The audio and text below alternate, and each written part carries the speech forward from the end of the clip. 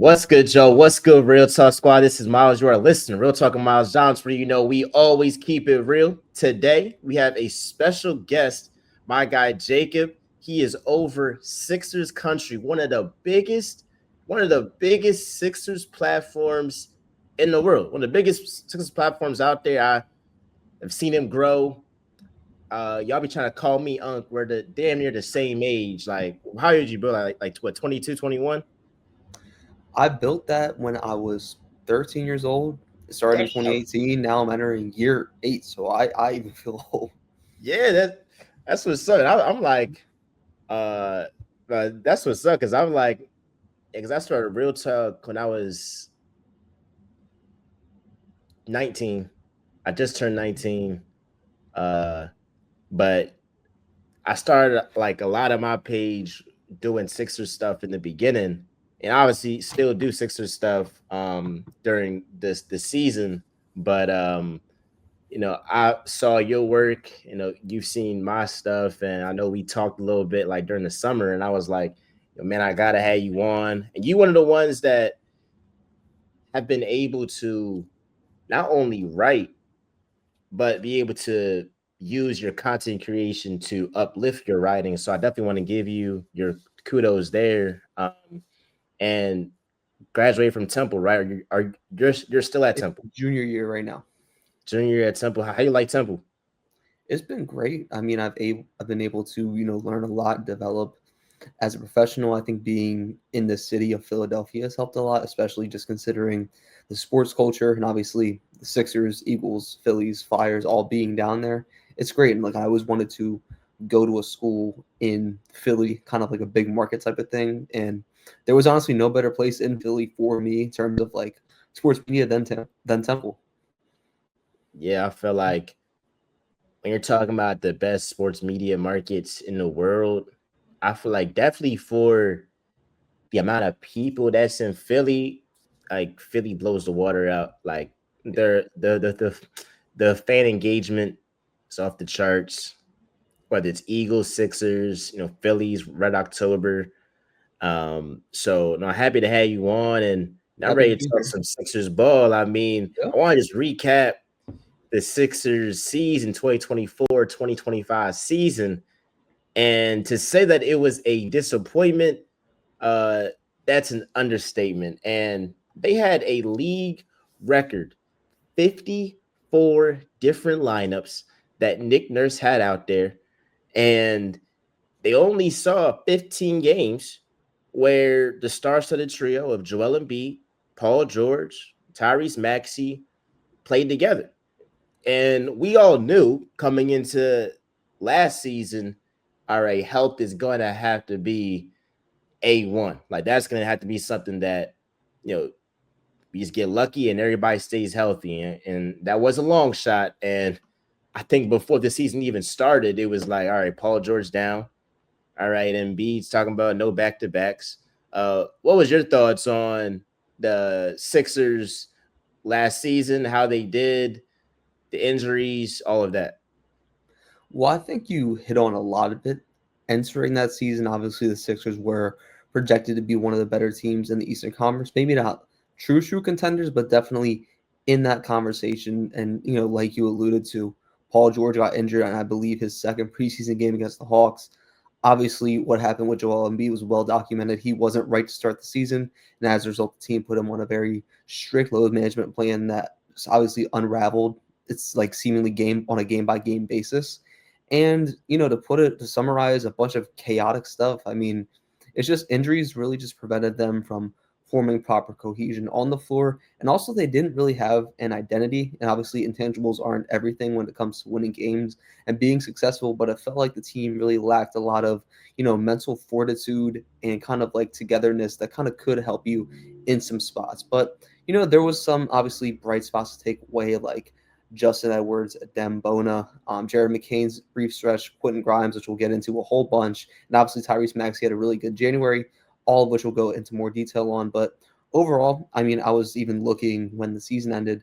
I was trying to scour through this franchise's history, and I really don't think it's an overreaction to say that 2024-25 season was the most disappointing season in franchise history. I fully agree. I feel like to not make the play-in tournament, like bro, there's 15 teams a conference, and to make the play-in, all you have to do is fit in the 2/3 of teams in that conference. And the Sixers couldn't even make the play-in. And it was several games left in the season where they found out, like, yeah, like we're not making the play-in. Like it wasn't like, all right, game 82, 81, you're fighting with the Bulls, something like that, fighting with the Hawks. Like we knew the season was over. Frankly, what, like January, I think December, we had a couple of flashes where, okay, we're hearing thoughts about, or hearing, talk about Paul George, Embiid, Maxi, like them coming back. And there was always, things being unclear. And a memory that I have from the Sixers season, and it kind of brings us to the first point, is Nick Nurse.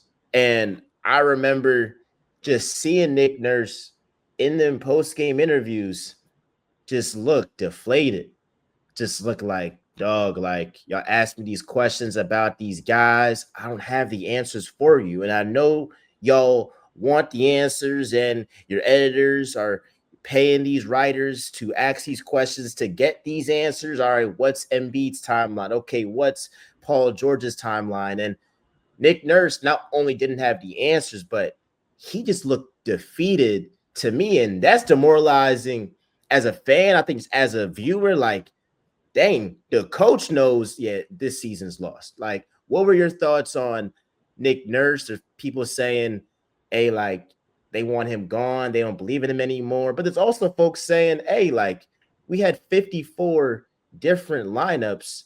Do you really expect him to do much without Joel Embiid? So, what's your thoughts on Nick Nurse? Should the Sixers keep him? Is he there for the long term, or is he on a short leash? I think to add on to your point about the post game press conferences, because it was a whole thing, especially in the early first few months of the season where no one really knew what was going on with Embiid. And Nick Nurse pretty much just told the media what the information the medical staff gave to him, which really wasn't his fault. But a lot of the time it would be like, oh yeah, Embiid might play tomorrow, or oh yeah, Embiid's questionable. And it turns out, we'll get an update from Twitter like 12 hours later, Embiid's out, or like something of that nature. And that would make fans aggravated. It would make them distrustful of the organization. Just didn't really help things. But at the same time, people have to realize Nick Nurse is only operating with the information he was given. But as far as his job in totality, I think that he's had an interesting 2 years here, and he hasn't really had a full deck of cards at any point this season because a lot of people forget, like, before Joel Embiid got injured in the 2023-24 season, there was something along the lines of like 30-13. Joel Embiid looked like the best player in the NBA, and it was being maximized on every aspect of the floor. I think they were the top 3 seed in the East. And, when that went down, granted, Tyrese Maxey kind of kept things afloat, but, the Sixers weren't really able to reach those heights again. Then you lead into this season, and, Paul George is in and out. Joel Embiid's going to play like seemingly every 2 weeks. And, there's not a lot you can do in terms of offensive creativity, you know, designing stuff for the big three to kind of make it work. So I think fans were a bit overcritical of Nick Nurse, but at that same time, Nurse had a tendency to overplay guys like, or I'm sorry, not Nick Nurse, Kyle Lowry, Eric Gordon, all guys who weren't really productive and likely won't be this season either. So, overplaying bets. And I think the offensive creativity really wasn't there sometimes, even when the big three was on the floor. But again, you can't expect him to cook up that much if he doesn't have a huge sample size to go off of in terms of games played by Embiid, Maxey, and George.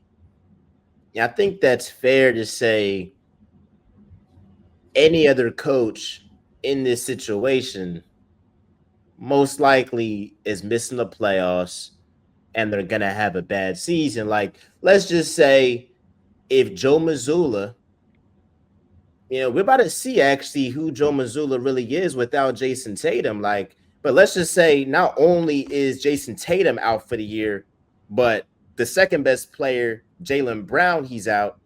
And oh yeah, Derek White yeah, he's out too. And your fourth best player, oh yeah, he just tore his meniscus, something like that. Like that's how the Sixers team was. Obviously, the Celtics in that situation, I don't think anybody expects them to make the playoffs. So I think that's fair. Now, what I would like to see from Nick Nurse is to just be more confident and have more conviction in those post game press conferences because it's like that bad energy in the press conference post game, like it rubs off to the fan base. It's not a good feeling when you see Nick Sirianni in the post game, and granted they are winning, so it's much easier.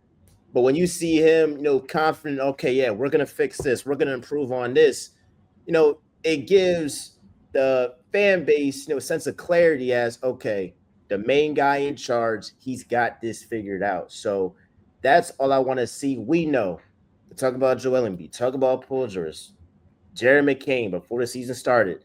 Now he's gonna miss some time. So we know coming into this, yeah, like the Sixers are gonna have injuries. I mean, hell, Paul George, for Christ's sake, is questionable against the Celtics in a couple of weeks from now. Like we're already starting. You don't know what Joel Embiid. So I would just like him to have more conviction if he can in those post game press conferences. But I do want to get to Queen Grimes. I want to get to the Sixers off season as I think most Sixers fans thought they're gonna sign Quentin Grimes. They're gonna re-sign him.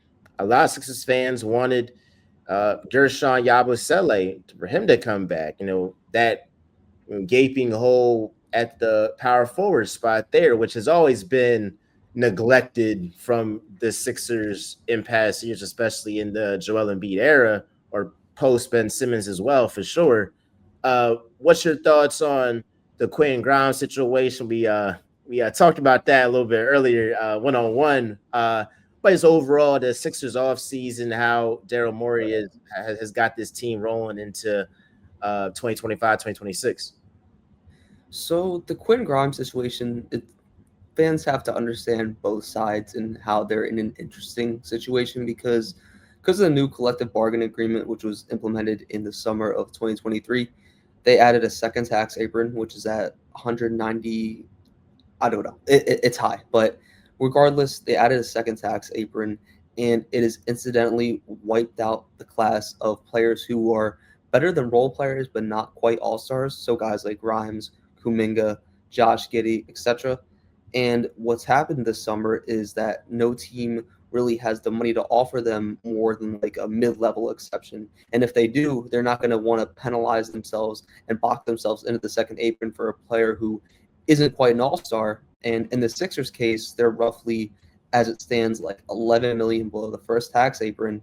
And Quentin Grimes obviously wants to command a salary north of $20 million, and the Sixers just they don't have the incentive to do that because again, restricted free agents, they can receive offers from other teams, and the Sixers have the ability to match those offers. So if no one's offering Quentin anything above his 8.7 million qualifying offer, then why should the Sixers pay a dime over that? And Quentin Grimes, on the other hand, fans have to understand that he's in a pivotal time in his career. He's 24 years old. I believe he's been on 4 different teams, and like this is like one of his two big contracts. Like he wants to be set for life, so he's gonna look for as much money as he can. But there's not no options out there. So at this point, we're just at a weird impasse where, Quentin Grimes' camp wants this amount of money. The Sixers don't really have motivation or an incentive to do that. So now it looks like that all that's really going to be done is Grimes may take that 8.7 million qualifying offer, and the deadline to do that is 11:59 p.m. tomorrow. Interesting. So it's coming up, bro. It's coming up for sure. My take on it, and correct me if I'm wrong before I go off, but it's part of the reason why the Sixers let Gershon Yabusele walk because they were saving up for Quentin Grimes to give him a deal. Off the top of my head, I forget the cap schematics and the math just because it was a few months ago at this point, but essentially, yes. So if fans are going to be mad at anyone for that, they should be mad at Quentin Grimes just because the Sixers likely could have slash would have had the wiggle room to offer. I believe the Knicks gave him the taxpayer mid level, and the Sixers likely would be able to scrounge that up with a salary dump or two and offer him that amount if Grimes was re-signed first. Because if they re-signed Yabusele first, it would have kind of shoehorned the Sixers not into the first tax haven, gave them, but it would allow them like a little less flexibility to re-sign Grimes, re-sign Yabusele while remaining under the first apron. So like essentially, if Quentin Grimes re-signed with the Sixers first, and then Gershon Yabusele had to just wait a little bit, like they could have got this done essentially. Essentially, yeah. Like if Quentin Grimes is maybe some, I don't know, I'm kind of spitballing here. This isn't really like a report or anything, but Yeah, yeah, Quentin Grimes like resigned like within the first week or two of free agency. Maybe Gershon wanted to or would have been willing to, wait a tiny bit longer, but it's kind of a similar situation with Gershon. Like he also wanted to get paid. This is his first year back in the NBA after X amount of years overseas. Like he wanted to get his business settled, which I understand. Unfortunate, for both sides, but it is what it is at this point. yeah. It is what it is. Like, and I heard some fans like getting upset with Gershon. You got to put this into perspective. This man bet on himself to come to the US and play in the NBA. If he was playing in France, like he was going to be good over there. He bet on himself after his great Olympics run, and it worked. He had a great season, shot the three well. I think that if the Sixers superstars were there, he would get more open looks. So who's to say he wouldn't have better shooting splits if Embiid and PG and Maxey, hell McCain, or draw more attention to free up space for him. So he's thinking, all right, I balled out my first year in some time back in the US.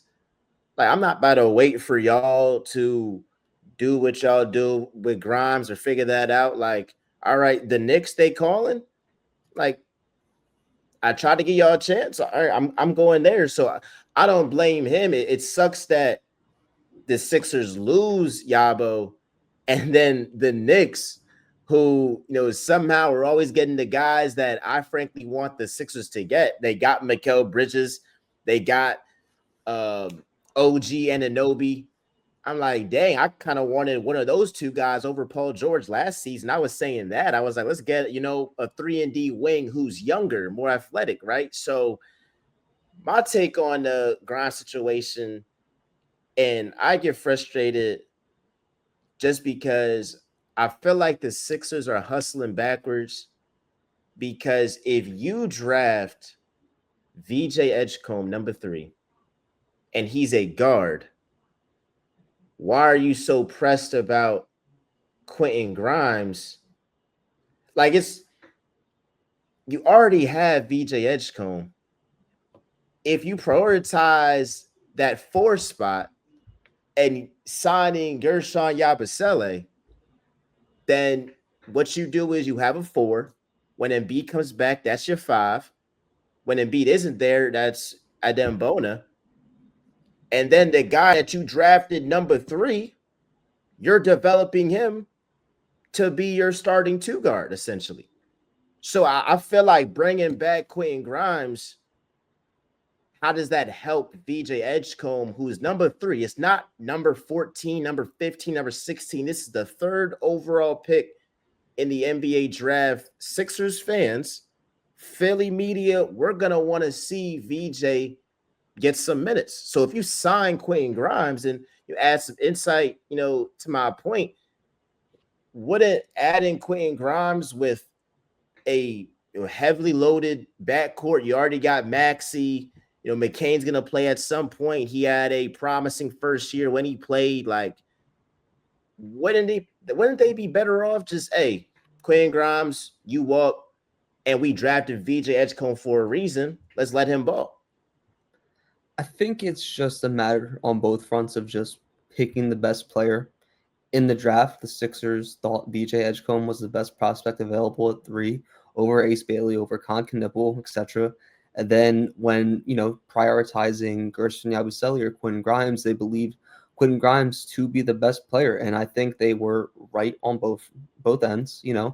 Sometimes it's like I understand your argument about wanting to fill the need at power forward, but also at the same time, like if there's an option to get the best player available, I think in some cases you have to do that. And I think while it won't help VJ directly, it could help the Sixers in the short term or even in the long term because he's likely not going to sign a 20 million per year contract, whether it's on the qualifying offer or whatever. And in a way, Grimes is almost like Edgecombe insurance. Like if Edgecombe doesn't pan out, you have Grimes because I think right now there's been a little bit of a debate whether on who should start at shooting guard, Grimes or McCain, and I think Grimes should start, but that's kind of a conversation for another episode or something like that. But having Grimes allows the Sixers to do some three guard lineups. I think Grimes can play some small forward. So it's more about how Grimes helps the Sixers, and I think obviously, if Grimes was open to it, he would definitely be a good not mentor, but like he could VJ could definitely learn a few things from Quentin about how to defend at the NBA level. Well, VJ is also obviously a great defender already.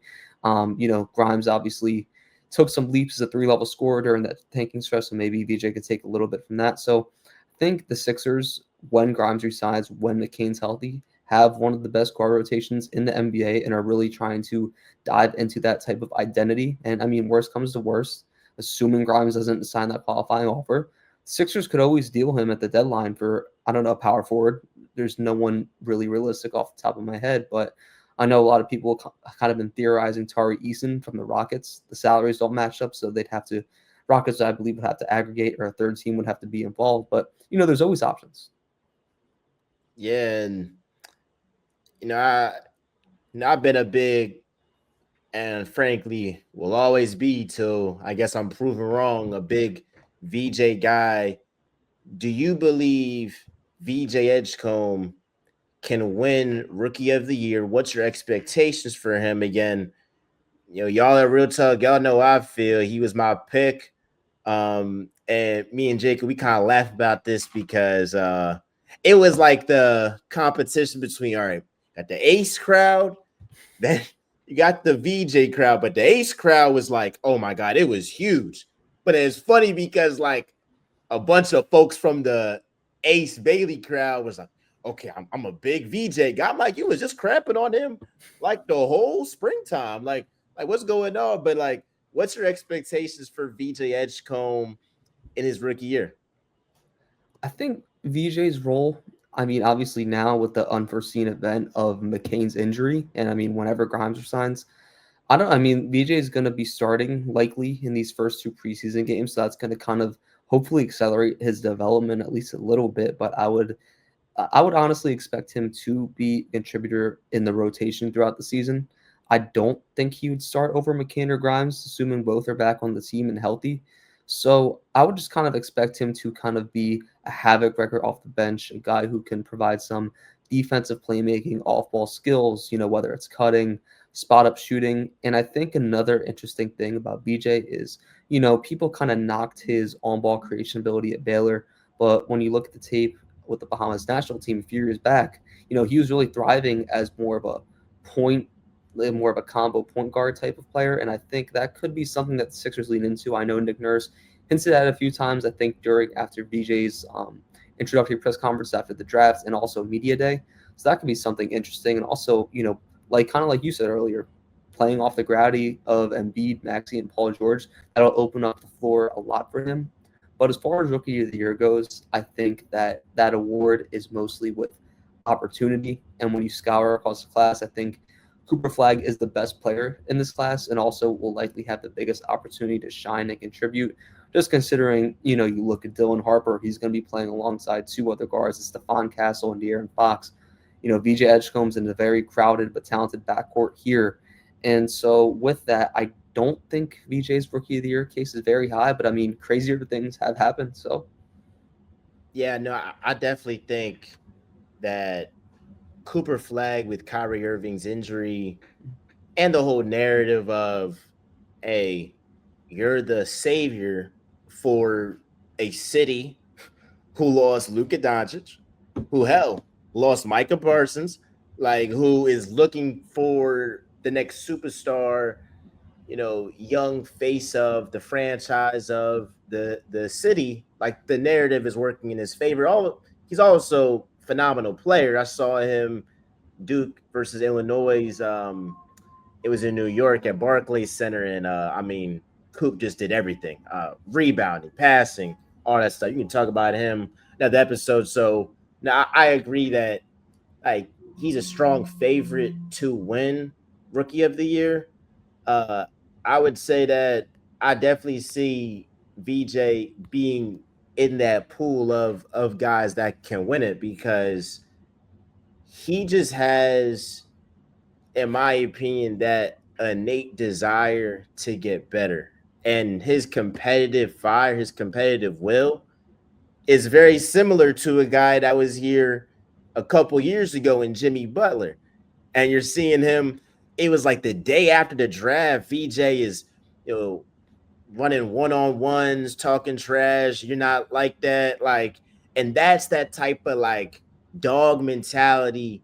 Honestly, that Philly energy that like all Philly fans, like we all like thrive off of that. Like you see that with the Eagles, see that with the Schwarber and Bryce, like you're looking for that with the Sixers, and all it takes is I think one guy to kind of like change that culture. And when you have a guy who is super competitive, that rubs off on everybody. That rubs off on Maxi. It rubs off on McCain.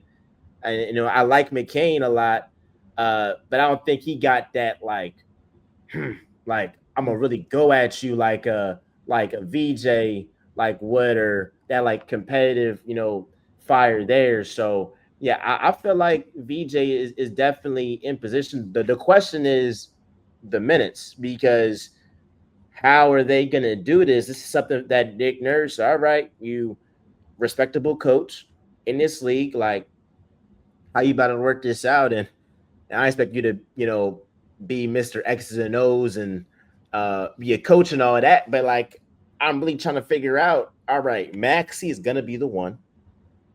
If you re-sign Quinn Grimes, he'll be the two, Yeah, and I would say then PG the three. Obviously, and B when he's healthy, he's the five for sure. And then the guy from the Nets, was it that they Trevor got? Walker. Yeah, then he'll be the four, and they're kind of banking on him as a low risk, high reward. Maybe we just found a diamond in the rough who hasn't started a lot of games, young guy that could maybe blossom it into something. Like, how do you feel like VJ is going to be used next season? I think to go back to what I was saying earlier, I think he's going to be used as a mix of a combo guard, like because, like I said, Nick Nurse said that he could be, running point at some points, which I think is kind of intriguing and kind of indicative of maybe the underrated playmaker that BJ Edgecombe might be and the underrated playmaker he might develop into. But overall, I think, kind of like I said, bringing that defensive intensity, off ball, defensive playmaking, like those are all the boxes the Sixers have been trying to check because ever since the trade deadline, they've been really trying to get younger and, more athletic, especially with kind of guys like how we mentioned, Eric Gordon, Kyle Lowry, like they kind of want to shift away from that and have more versatility, especially in matchups, athleticism to surround a core full of veterans with, Tyrese Max, or not Tyrese Max, I shouldn't say, but Paul George and Joel Embiid mainly. And I think off rip, he's gonna be a hellacious defender. And it's my hope that VJ Edgecomb's defensive prowess rubs off on Tyrese Maxey. Like, I feel like Tyrese Maxey hasn't reached his ceiling. And there's ways playmaking wise he can improve, but defensively is probably the most glaring weakness in his game. If he can feed off VJ Edgecombe and really be, you ain't gotta be first team, second team, type of guy all defense, but we would like you to, be able to guard up on Darius Garland or a Trey Young. When they switch, all these teams are switching off in these pick and rolls. So like I would love for VJ's defensive prowess to rub off on Tyrese Maxey as well as like Jared McCain too.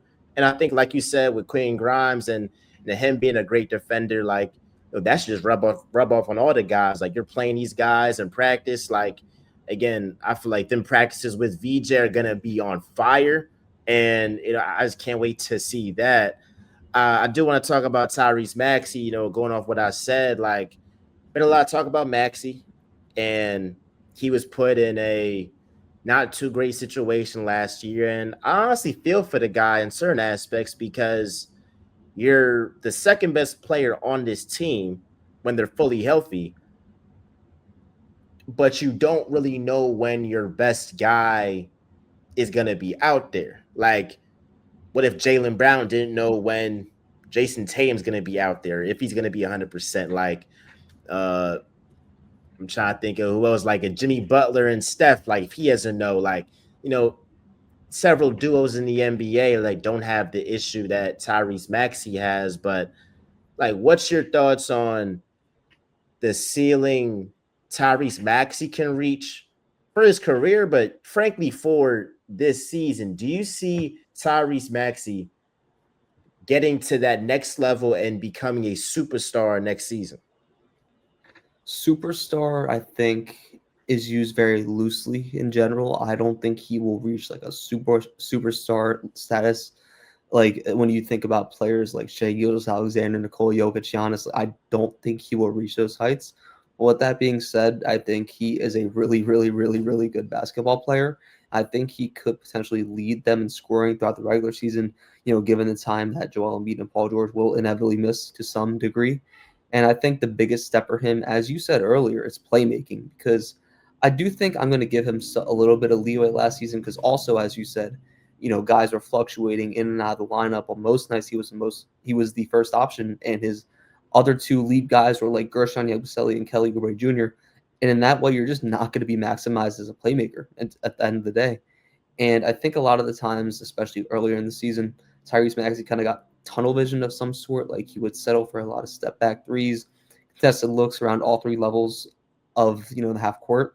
So I think once he'll be able to slow the game down, make more indicative reads off of like blitzes and hedges, kind of being able to adequately respond to whatever coverage is thrown at him, I think that is the biggest step. And defensively, I do want to say he did get better as someone who kind of forces turnovers, similar to how Allen Iverson used to. Even though he was undersized, he was always really good at reading passing lanes and stuff of that nature. So if Max can continue to hone in on that stuff, along with improving as a more of a floor general, I think that is the way he reaches his ceiling, which I do think at the very most could be like a top 15 player in the NBA in his prime. Not saying it's next season, but it could be in his future.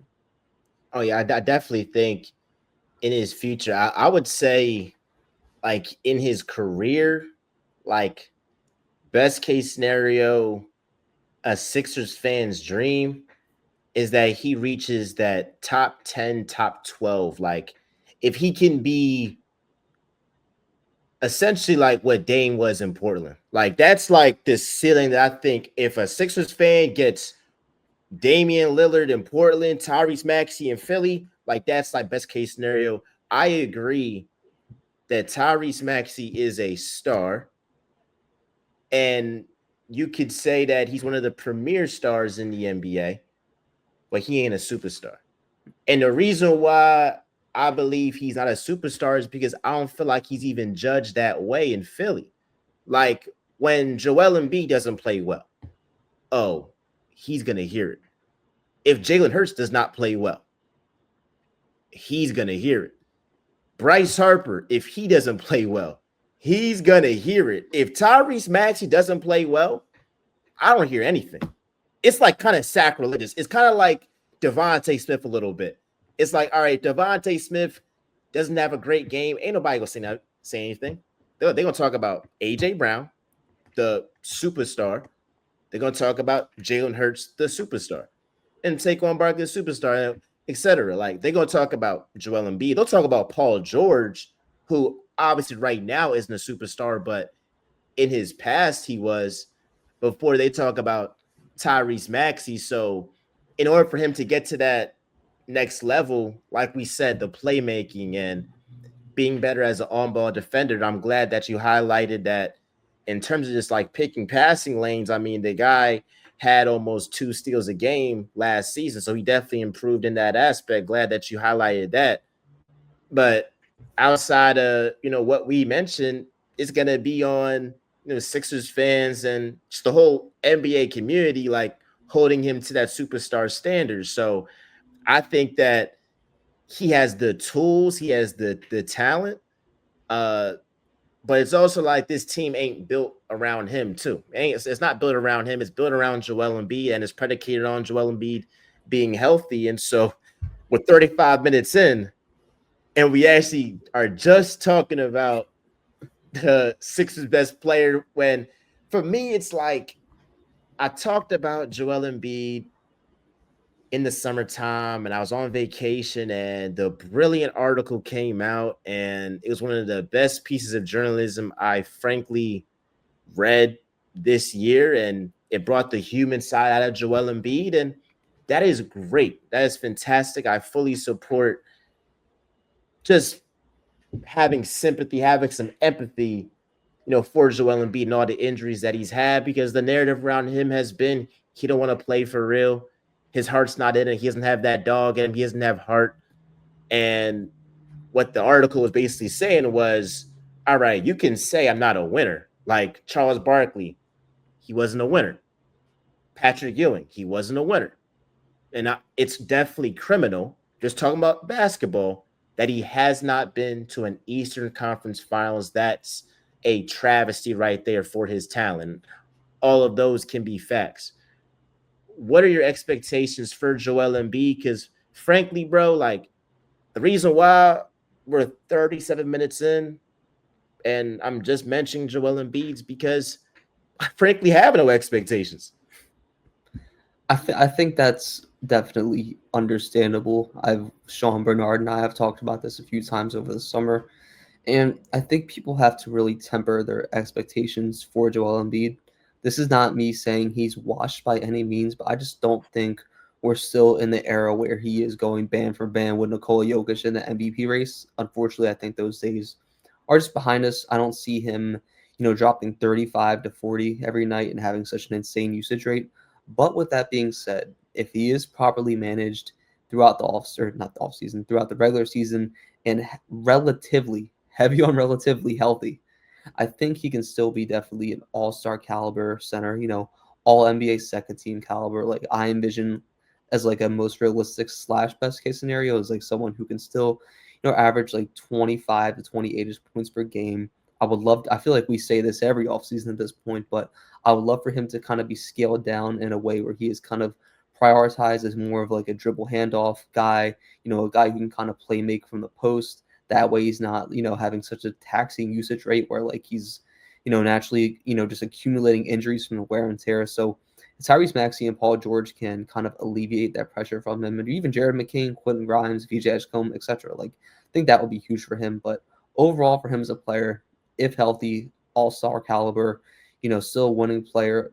Last season, kind of the biggest thing for him on the court in his, I believe, 19 appearances for me was defensively. You could see the knee limitations really just made him drop off on that end. Like teams were straight up picking on him in drop coverage sometimes, and it was really just a hard watch. So I hope with extended rest, he can kind of regain some nimbleness and agility back to a place where he is not as bad as a defender as he was last season because, like I said, it was rough. But overall, I think I'm trying to be as optimistic as anyone can realistically be, but also at the same time realizing that, I don't think he is best in the world caliber as he has been for the past few years.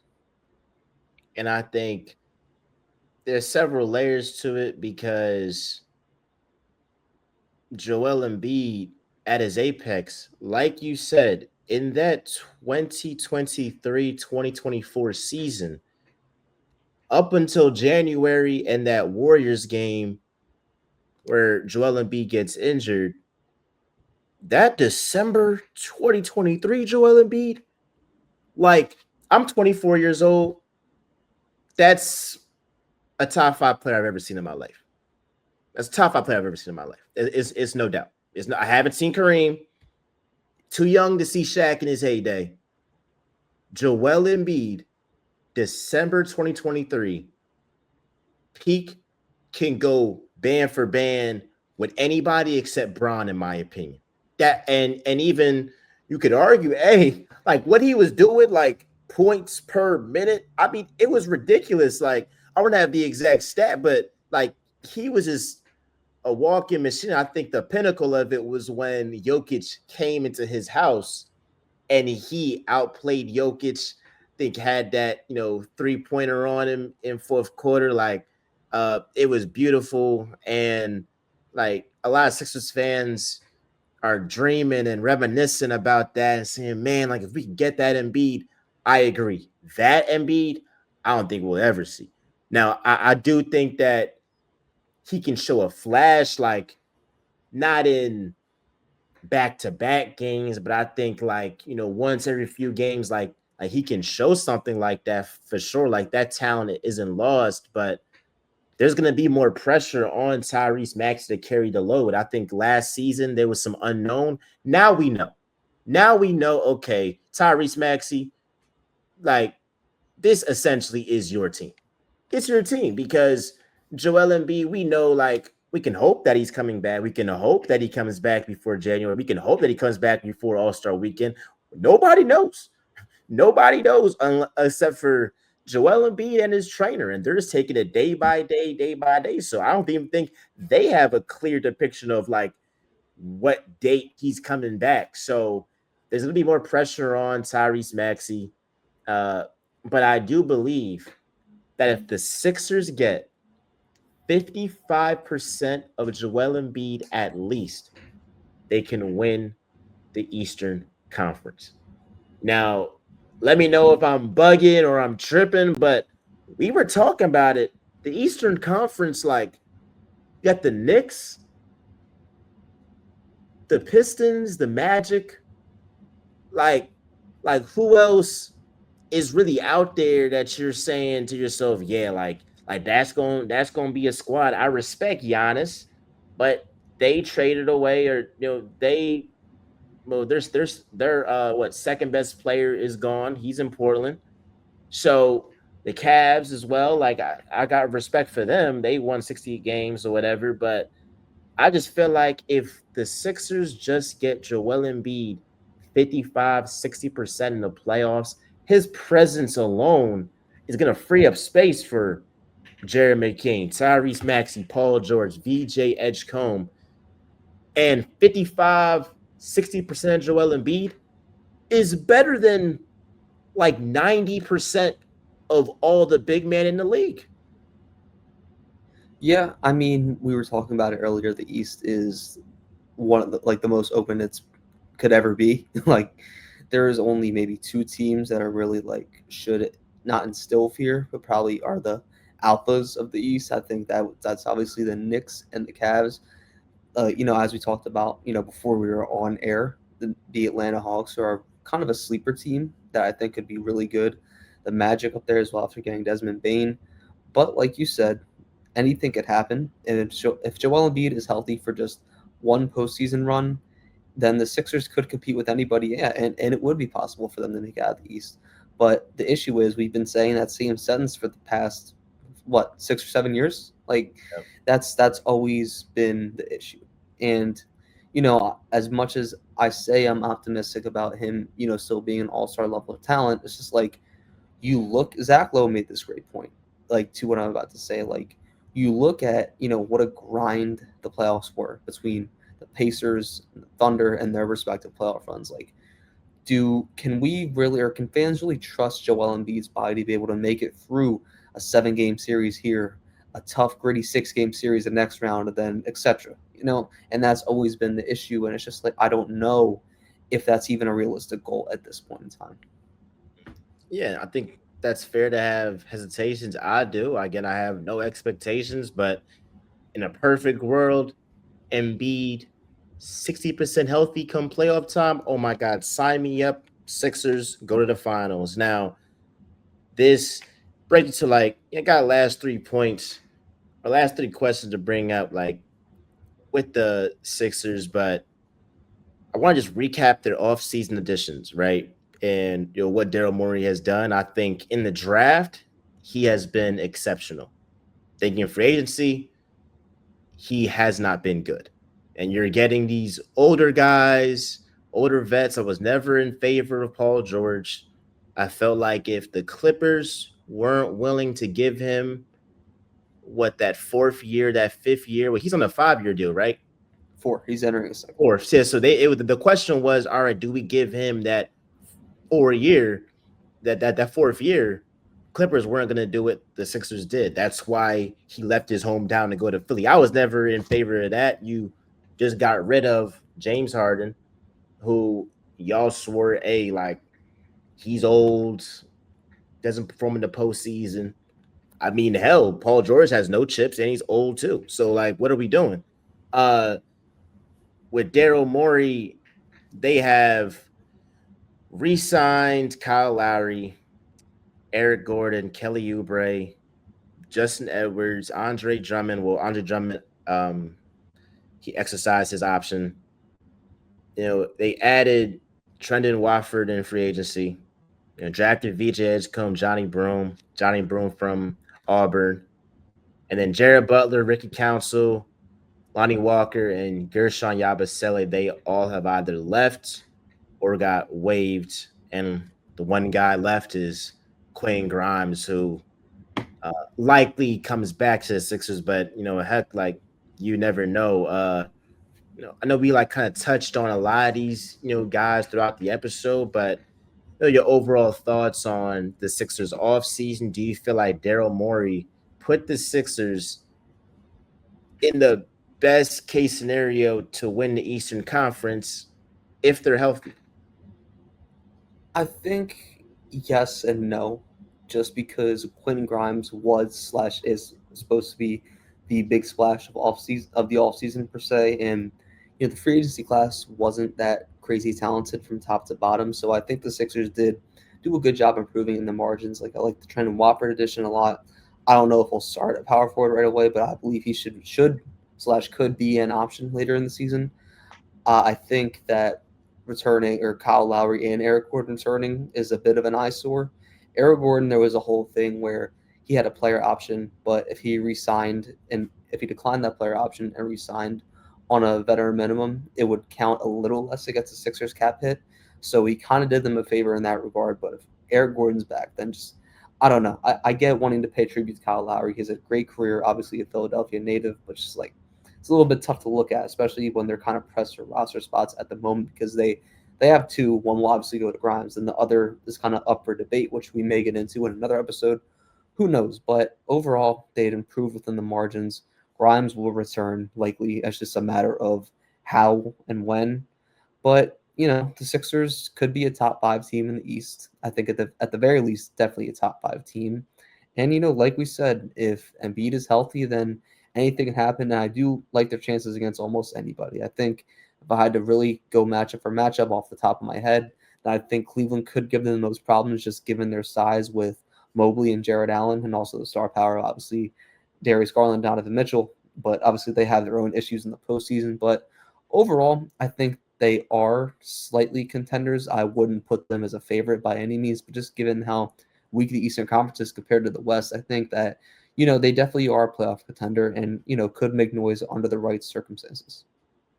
Yeah, I agree that a healthy Sixers team is certainly a contender. Certainly a contender, like no doubt. I would even say with Embiid being in and out, not healthy, like they're still a contender. Like I feel like the Sixers lose their contender status if Maxi is out. Like if once Maxi gets out, then it's like I'm just not there. Then it's just like scratch season away. But they have some pieces to definitely like make that top six. I would definitely say they make that top six this year. I don't see them giving the East talent.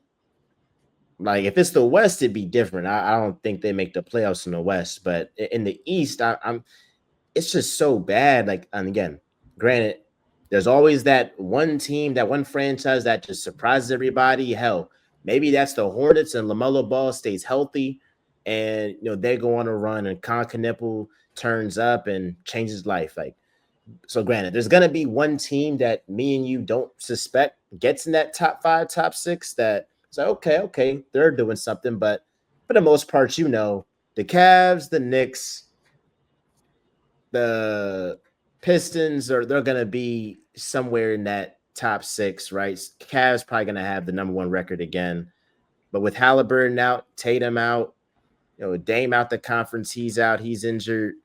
Uh, Gotta show love to the Magic as well. I think they'll definitely improve, and they had some injuries last season, but I definitely see the Sixers being in that top six, and yeah, I feel like it's no secret. My favorite offseason addition was VJ Edgecombe.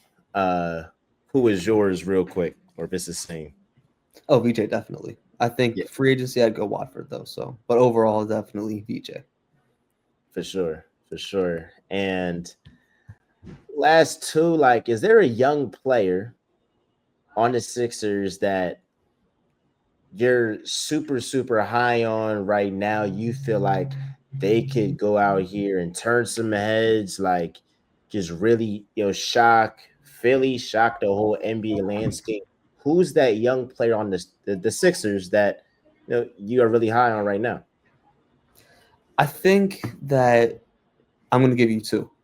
Dominic Barlow and Jabari Walker. They were both signed to two-way contracts overall throughout the summer, and just given the Sixers' questionable depth at power forward and kind of the uncertainty with the backup center position, I think both of them could fill that need. Dominic Barlow more in like the niche of, being active around the rim, rebounding, play finishing, things of that nature. I think he really fits the bill there, especially given how wide of a guard room the Sixers have. The Sixers need players, in the front lines, around the rim to kind of make plays, be active with help rotations, and Barlow does just that. Meanwhile, Walker, on the other hand, the Sixers really don't have a floor spacer at the four. I mean, besides Paul George, Kelly Oubre, not the most reliable 3-point shooter. Trenton Mhm. Walford, for as interesting as he is, he's not the greatest either. So, having Jabari Walker, a guy who is, I don't know his career numbers off the top of my head, but definitely an above average perimeter shooter in few of his seasons with the Trailblazers, guy who can rebound. And I mean, it's as simple as the Sixers needing rebounding and 3-point shooting from the four. And he gives just that. And this is not me saying that Barlow or Walker are gonna like legitimately crack the rotation and be starting caliber. But I think the Sixers have, this is me speculating, but I think the Sixers have one roster spot open for a reason. And I could definitely see a world where Barlow or Walker get converted to a real NBA contract and occupy that spot. So that's who I'm especially keeping an eye on heading into training camp and preseason. They put their first preseason game against the Knicks, 12 p.m. Abu Dhabi on Thursday. So Nice. Yeah, my best friend, he's in Abu Dhabi right now. His pops is security. So he'll be at the games. I know he'll probably tell me, a thing or two of what he sees out there, in person. So I'll definitely bring that insight, for next episode that we have. And I feel like this is great. I feel like the young player for me, obviously, VJ, but I am looking for Trendon Wofford, but not only Trendon Wofford because we talked about that power forward spot, but I'm looking at a Dembona to go off next season. And last season in 11 starts, he put up 15 points, 8 rebounds, 2 blocks, and 1 steal in 30 minutes.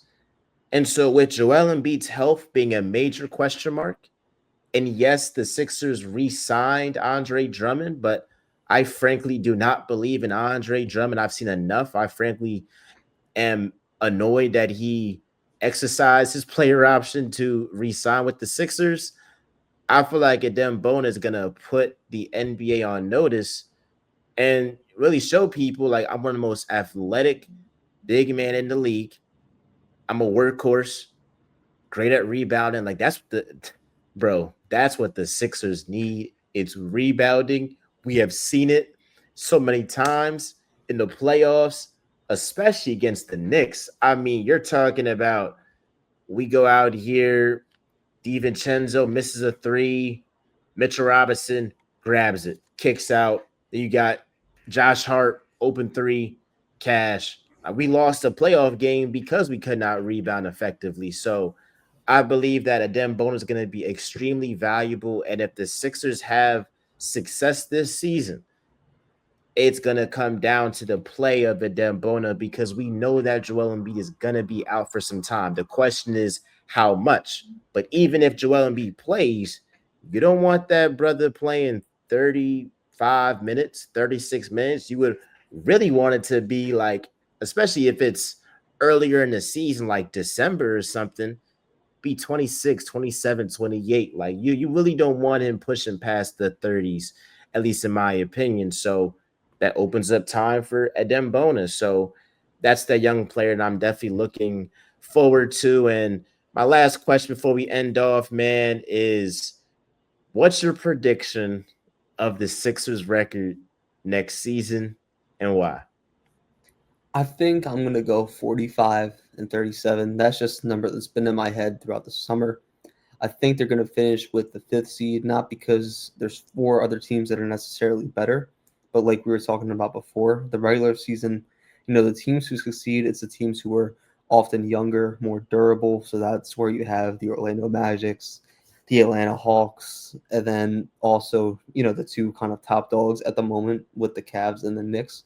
So I think those four teams could finish higher. And just considering, like we said, Joel Embiid and Paul George will probably be load managed at some point. They'll probably have an injury at some point. So they're probably not going to be at full strength 100% of the regular season. And so with all those factors, that's kind of why I'm predicting more of a fifth seed, 45 win type of season. And at this point, considering how horrible last year went, I think that would honestly just be a welcome sign at this point.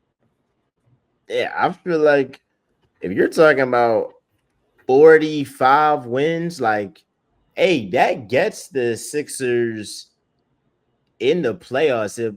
It might get them probably like that six.